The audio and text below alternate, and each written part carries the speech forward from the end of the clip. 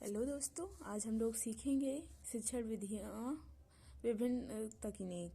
CTET के लिए most important है शिक्षण विधि की विभिन्न तकनीक। किंडरगार्टन प्रणाली किंडरगार्टन प्रणाली के जन्मदाता जर्मन मनोवैज्ञानिक फ्रॉबेल हैं। इनके अनुसार विद्यालय बालकों का बगीचा है जिसमें बालक स्वच्छंदता के परिवेश में खेल सकें। इस प्रणाली के तहत बच्चों को खेल के माध्यम से सिखाया जाता है। इस प्रणाली के कई लाभ हैं। बच्चों की शिक्षा पर बल, खेल द्वारा शिक्षा, बालकों की स्वतंत्रता, सामाजिक भावना का विकसित होना, प्राकृतिक वातावरण के साथ अध्ययन इत्यादि।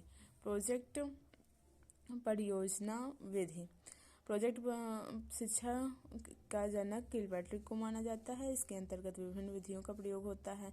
इसके अंतर्गत वाद विवाद के माध्यम से बालकों के समस्या उत्पन्न की जाती है और उसके समाधान के लिए कहा जाता है कि वो प्रोजेक्ट बनाकर ही इस समस्या का समाधान खोजेंगे। और प्रोजेक्ट बच्चों की इच्छा के अनुरूप दिया जाता है। प्रोजेक्ट की जब समाप्ति हो जाती है, प्रोजेक्ट कंप्लीट हो जाता है, तो उसका मूल्यांकन किया जाता है। अब तीसरी विधि आती है डाल्टन विधि। यह शिक्षा पद्धति 1920 में कुमारी हेलन पार्कर हार्ट द्वारा विकसित की गई। अमेरिका के डाल्टन नगर में 30 बच्चों की प्रमुख थी।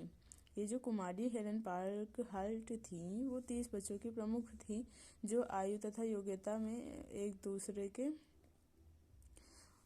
सभी बच्चे आयु तथा योग्यता में एक दूसरे से अलग थे। इन बच्चों की शिक्षा के लिए जो विधि अपनाई गई उसे डाल्टन विधि कहा जाता है। 30 बच्चों का समूह था। वो सभी बच्चे आयु और योग्यता में एक दूसरे से पृथक थे। इन बच्चों की शिक्षा के लिए जो विधि अपनाई गई उसे डाल्टन विधि कहा गया। इस विधि की विशेषताएं निम्नवत हैं। शिक्षा का स्वरूप व्यक्तिगत भिन्नता पर आधारित था। स्वयं करके एवं अनुभव के माध्यम से सीखने पर बल दिया गया था। इस शिक्षा विधि में डाल्टन शिक्षा विधि मेरे अकॉर्डिंग तो यही मुझे बहुत अच्छी लगती है। ये विधि शिक्षा का स्वरूप व्यक्तिगत भिन्नता पर आधारित था। इंडिविजुअल डिफरेंसेस जो थे उस पर आधारित था। प्रत्येक और स्वयं करके एवं अनुभव के माध्यम से सीखने पर बल दिया गया था। निश्चित समय एवं निश्चित कार्य करने पर बल दिया गया था। उत्तरदायित्व, बालकों में उत्तरदायित्व सबसे इम्पोर्टेंट होता है। बालकों में उत्तरदायित्व, जिम्मेदारी समझें वो अपनी तथा आत्मनिर्भर बनने की भावना का विकास करना था। अध्यापक एवं छात्रों के बीच गहरा संबंध विकसित करने पर बल था। फ्रॉबेल जी की ये विधि डाल्टन विधि बहुत ही अच्छी है, हेलन पार्कर हार्ट की। तो अब हम आते हैं अगली विधि में, जो है पेस्टोलॉजी विधि। इस विधि के प्रणेता जॉन हेनरी पेस्टोलॉजी थे।